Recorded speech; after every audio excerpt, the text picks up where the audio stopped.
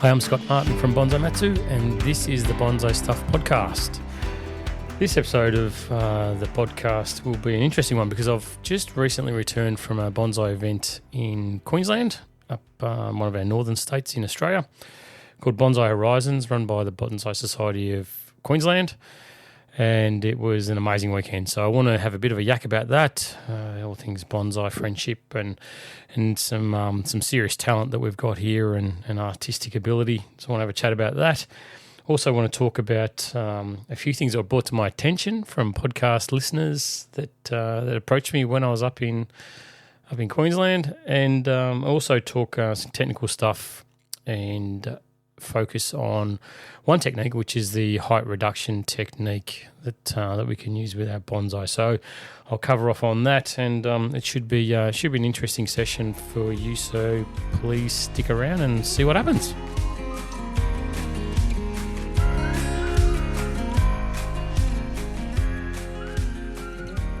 Righto. So to start with, I want to talk about Bonsai Horizons. This is a bonsai event, and you should know my feeling about bonsai shows and how it really pushes you to do your best and bring the best out in your skill set as well as in your bonsai, but also puts you in a place with other fanatics or other people that share the same passion as you, which I love. I think it's really nice to share that drive, that common focus that we have on these little trees, and suddenly you're surrounded by tree lovers everywhere. It's a good place to be in, and I find that these events can be very much welcoming. It's like a big warm embrace that you get from a long distant auntie that you haven't seen for a long period of time, where they bring you in nice and close and nuzzle you, and you just feel all warm on the inside.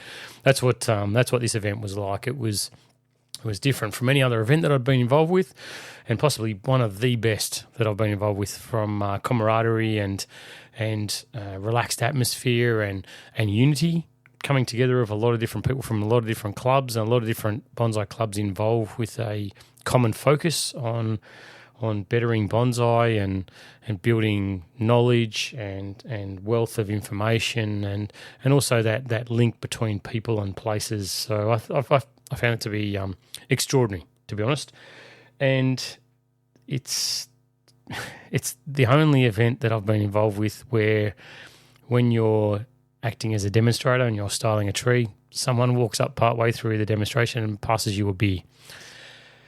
Didn't knock it back. It was very nice, and it's something that I look forward to being involved with somewhere again down the track, because it was seriously, it put a smile on my dial and made me very happy to be part of it and to be welcomed like that.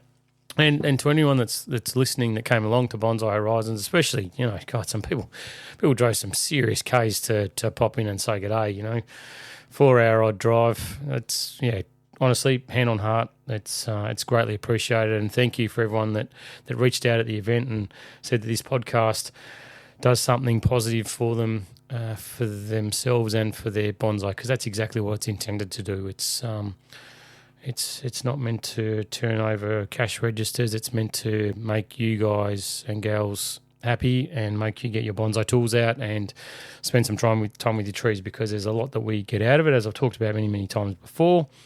But if I can be that catalyst to encourage you to get out there, then job done. So I did love the event, and there was part of the event that I wanted to focus in on, and I shared the stage with a fellow called Andrew Selman, who's hopefully listening to this podcast somewhere along the way, who's based up in Queensland, who's an extremely talented artist.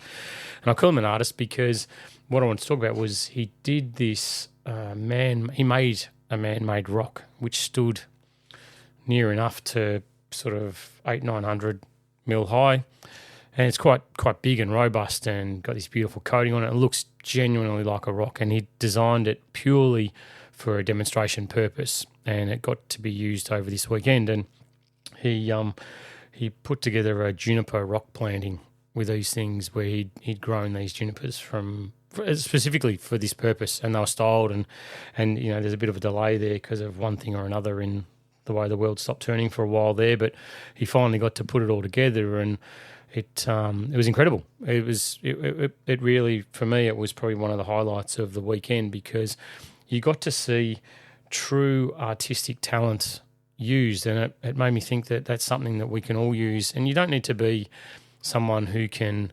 have a full vision for what the end result's going to be, but you can certainly put your own fingerprint onto our bonsai, and in our own environment, in our own home environment, not on necessarily on a stage displaying to other people or doing it as a workshop.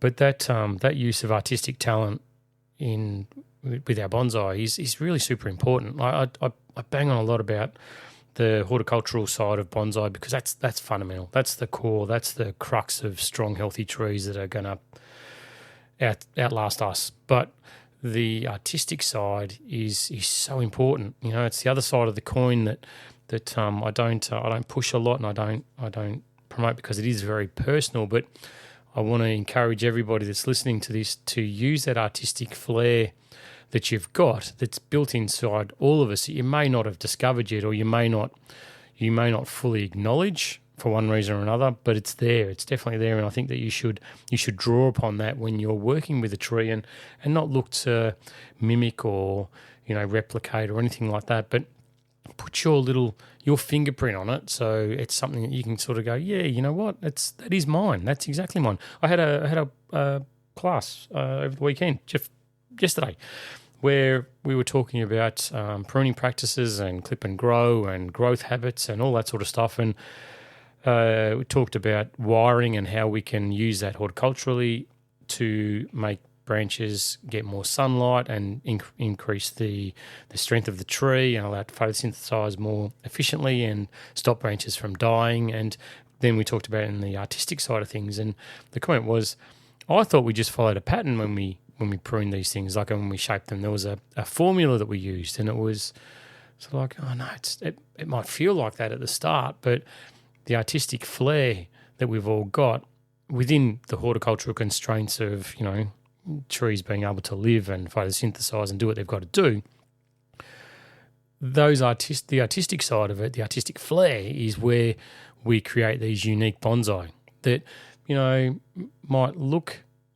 similar, or they still follow a certain characteristic, but there's differences to it. There's the little things that we do, the way that we retain a gin on a juniper, and how we wire that gin, not to mimic what someone else has done, but to make it fit in with our design. So, maybe there's a little bit of deadwood that sits above a foliage pad here or there, or, this branch dips down below this one and then turns out towards the back. So when you view it from the front, there's that depth and that attraction that draws you in. There's little things that we can do with the design of our bonsai that make them unique, they make them ours, but it also lets our artistic beast off the leash and lets us do something. And I think that that's really, really important. No matter what stage you're at with your bonsai, you need to combine that artistic flair with really good technique. You can't have a branch that turns like a pig's tail without wiring it appropriately and making sure that your bending technique is spot on as well.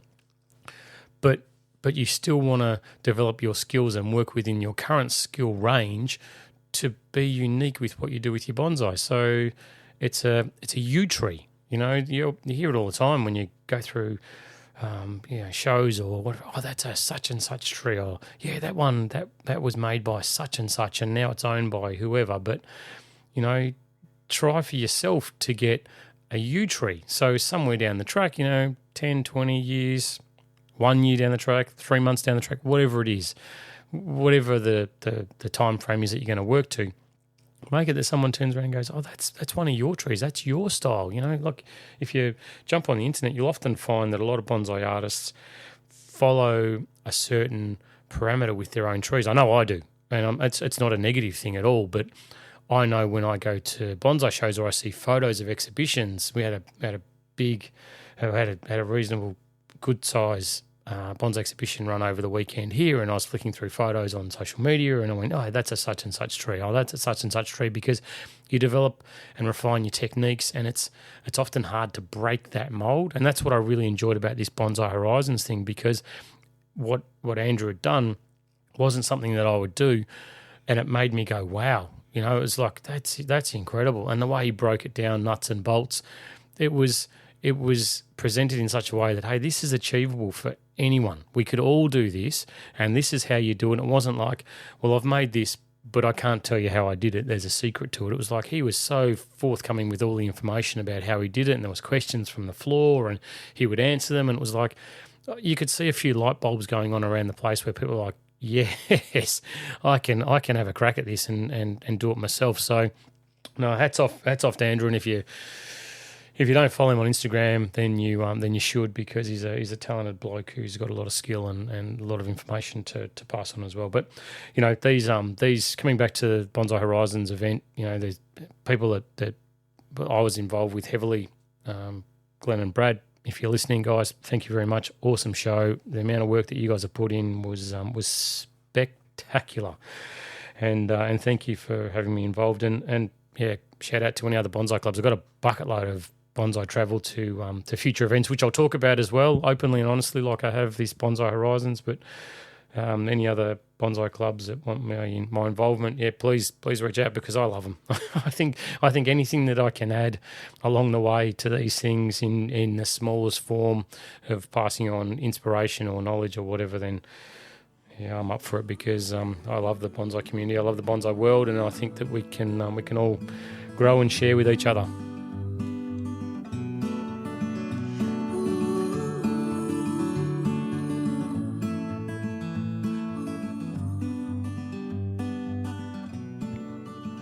So another point that was brought to my attention, and rightly so, this isn't a negative, this is a really positive, was when I talked about the design elements a few podcasts ago, and the last one that I was dreading chatting about was rhythm.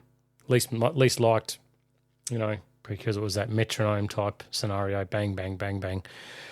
And it was rightly brought to my attention, and I've completely changed my opinion on it, that if you break down rhythm and you think about rhythm as in rhythms in a song is what makes us get up off our bums and dance. That's the enjoyment. That's the thing that makes the hair stand up on your arm when you hear a song. That's the exciting part.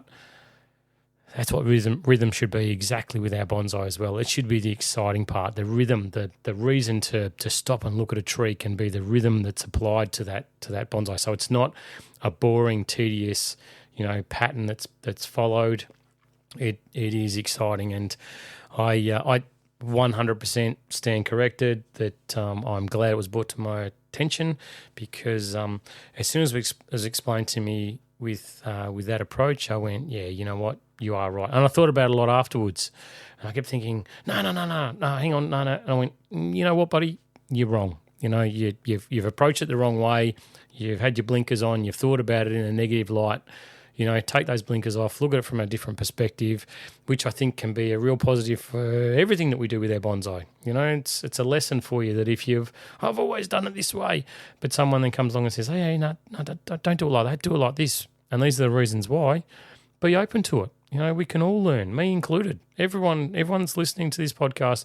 You can approach things with our bonsai with a completely fresh set of eyes, be open to it, and dig deeper, ask the questions and say, why? Why do you think that's going to be better than what I've been doing for the last 150 years? You know, I've always pinched my junipers. You know, why are you telling me to cut? Don't shut off. Don't close yourself down to that information as it flows to you. Listen to it and go, you know what? Yeah, cool. Everything's changed. Like if you look at practices for almost any industry, and I'm not talking about robots coming in and taking people's jobs, but the way that things are managed, like farming or, you know, any horticultural stuff, it's evolved over time. And I'm sure that there would have been a point in time where, you know, someone would have used the word hydroponic and they would have been laughed out of a room by people saying, that's how you grow lettuce? There's no chance you're going to be able to grow it like that. Whereas now, all this vertical farming, you know, there's lots of different techniques that are used now to provide, I won't say necessarily better results, but different results that hit a target.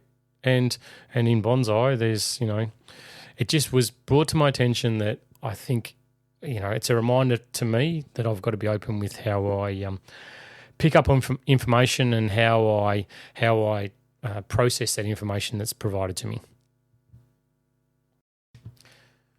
So we're in autumn, well, fall for the Northern Hemisphere. We're in autumn period now, almost at the end of the first month of autumn, and the weather's definitely turning in the southern state. Again, down south in Australia, so the trees outdoors now are just starting to change colour, just starting to get some colour. When I jump on socials and I look at the Northern Hemisphere, I see you've got spring is in the air, it's new growth everywhere, your maples are looking awesome, it's flowers are starting to come out, it's beautiful. Whereas here we're on the wind down, so things are starting to change here, and with that I always think about what techniques I use, or when I apply something in a workshop environment or with people, or I get asked questions, and I think, how can I pass that on? Because it's a timely thing, obviously, through the podcast. And one of the sections that I'm going to talk about in the podcast is like a technical section. And the first one I want to start with was a height reduction technique.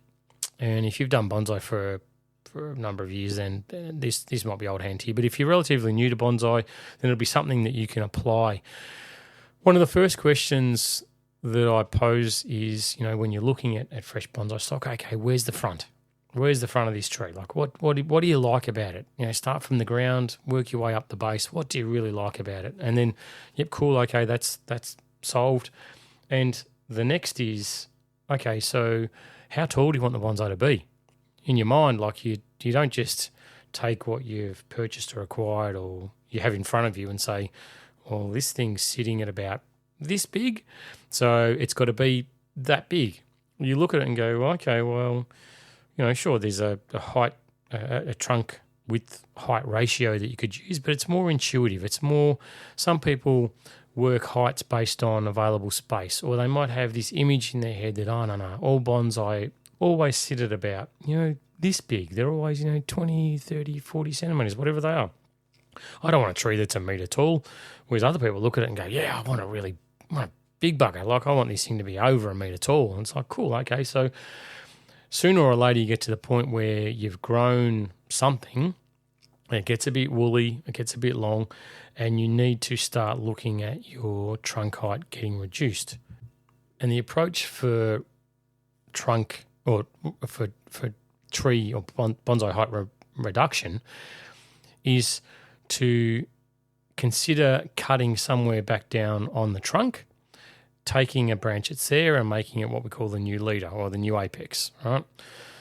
One really important consideration that you've got to take into account, which is number one, is taper, all right? So going from a thicker base to a thinner base. So if your trunk is going to be chopped at a certain point, and let's just use an example, your trunk goes from being 3 centimetres thick at that point, but the branch that you're folding up is only going to be 1 centimetre thick, then the transition between those two thicknesses is something that needs to be managed. It's not impossible, so it's not something that you rule out, but it's then a plan needs to get put in place to say, okay, well, really 3 centimetres to 1 centimetre is too much of a transition. So really that next step up has got to get to about 2 centimetres. So how do I grow my new leader till it gets to about 2 centimetres and it blends more naturally with that trunk? So when I look at it from a distance, somewhere down the track, at a future point, how do I look at it and say, that looks really natural and I really like that? You do that by allowing, once you wind up the new leader, running a sacrifice branch that might run for a couple of years or a period of time. I don't know exactly how long it's going to be. And that then forces that new leader at the base to start to thicken, and therefore you get a natural transition.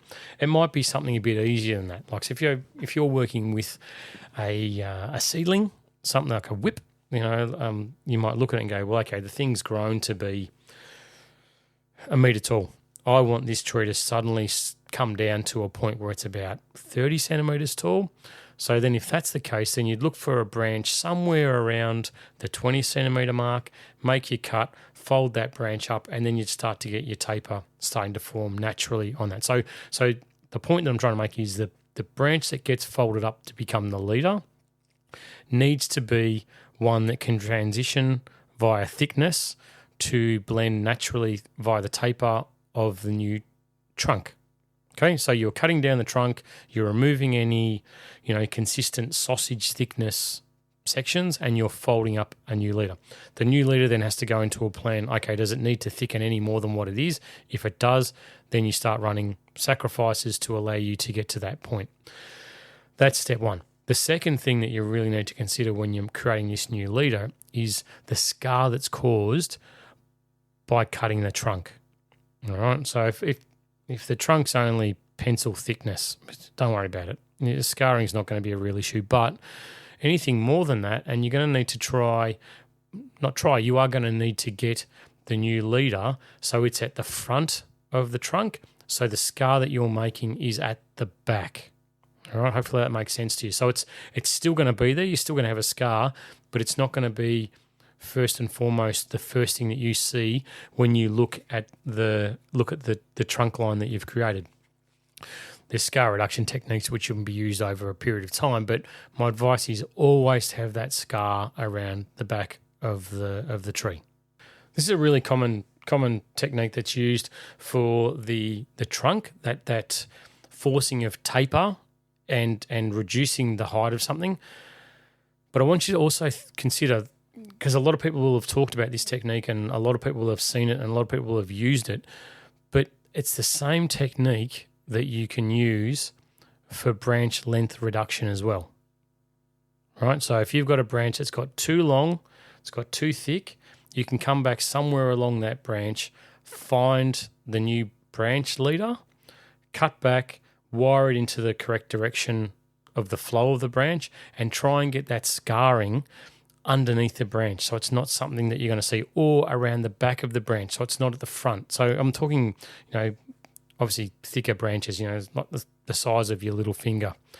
They're the sort of scars that you want to try and avoid. If you're talking really, fine ramification reduction, it's not really an issue, but you can use that same technique, that forcing of taper by cutting back on something that's too long and too thick, finding a replacement leader, whether it's for the trunk or whether it's for a branch, wiring it, folding it so it bending the branch so it, or the leader so it flows into the direction that you want that branch or that trunk shape to take, and then looking at the scar reduction. So it's taper first, cut back, wiring up, and scar management are the four big things that need to be done whenever you go through this height or length reduction technique with your bonsai.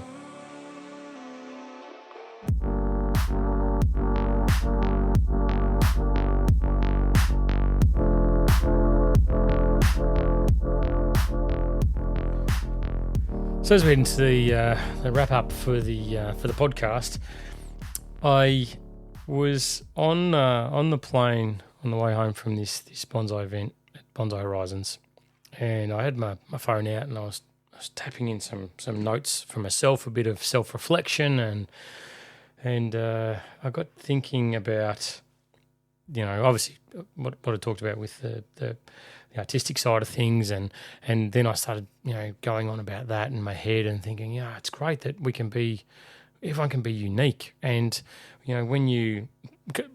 where this came from was part of the wrap up of the show was to do a critique on, there was 5 beautiful displays, magnificent displays. In fact, they were hand selected by a committee and put on display, and there was an award given out at the end of it.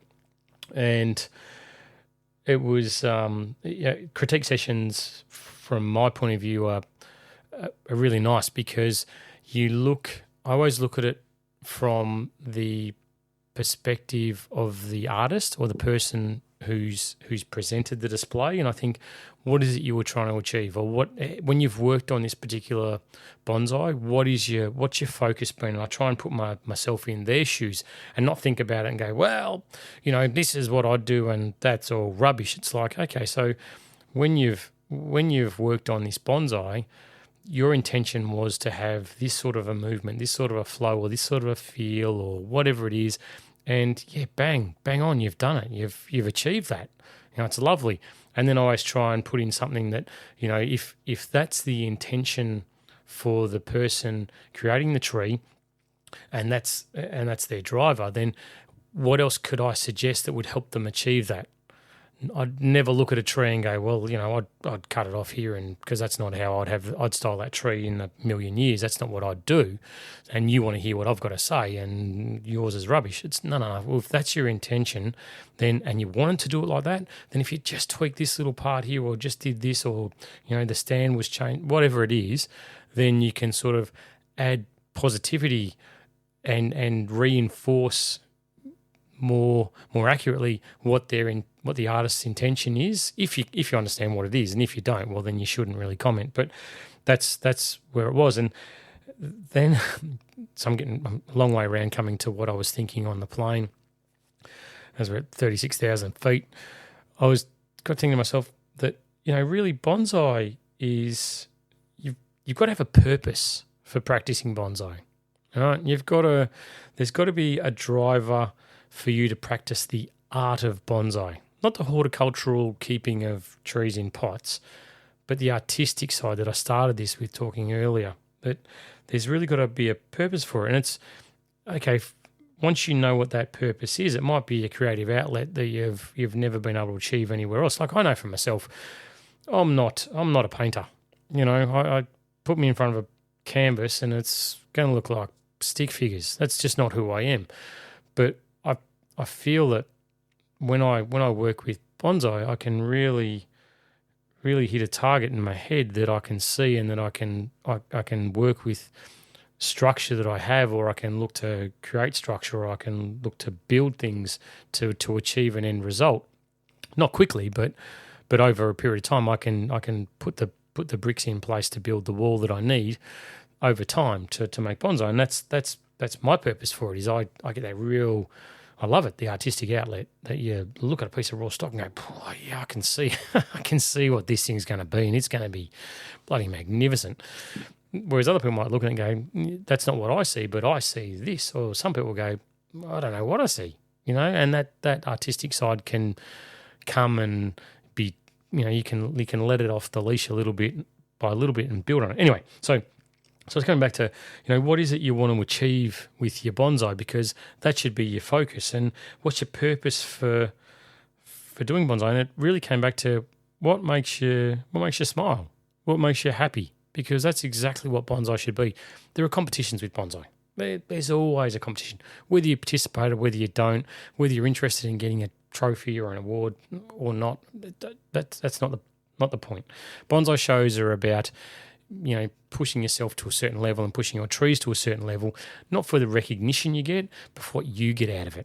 All right, to get your trees to a certain level, to have a focus, a pinpoint in the future that you're working towards is really, really strong driver to take your skills and improve them and improve your trees. And I can't underestimate that. But so once you find out what makes you smile, what your purpose with bonsai is, focus on that. It's only and 100% completely about you and what makes you smile and what makes you happy, and the rest of it's noise. The rest of it is irrelevant, right? It's it's a real individual pursuit, and selfishly, it only needs to make sense to you and to make you happy. So if you can focus on that part, then I guarantee you're going to get so much more out of bonsai. And I know for me, I love sharing knowledge. I love sharing information. I love helping people. I love passing on as much as I possibly can, in any shape I possibly can. But very rarely do I push an artistic side of things, or do I tell people, no, your trees have to look like this, because I'd get quite upset if someone came in my yard and said, no, your trees are crap, they should look like this. This is what I think.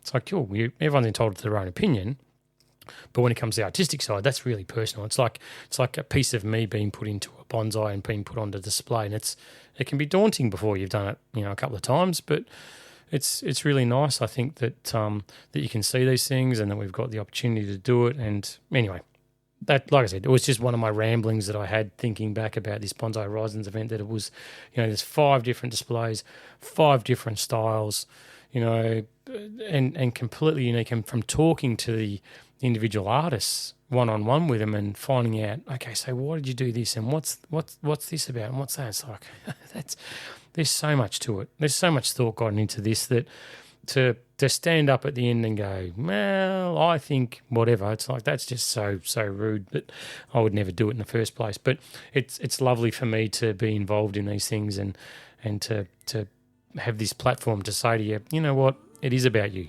It's about what you like and only about what you like, and never have your opinion swayed.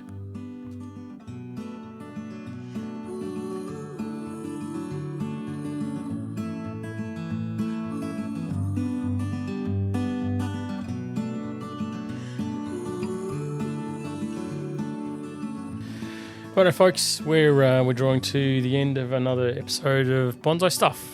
As always, thanks for sticking around. And I wanted to just sort of wrap this one up with a bit of an expansion. When I was, I think it was a couple of episodes ago when I talked about doing the best with the stock that you have in front of you, and I just wanted to expand on that a little bit more. That in this day and age, it's really, really important that you don't stretch yourself with what you're spending on bonsai. Bonsai becoming really expensive, and they are. There's a lot that goes into them. I appreciate that, but I think that if you think about your satisfaction and what you're going to get out of bonsai, then you don't need financial stress when it comes to purchasing or acquiring bonsai.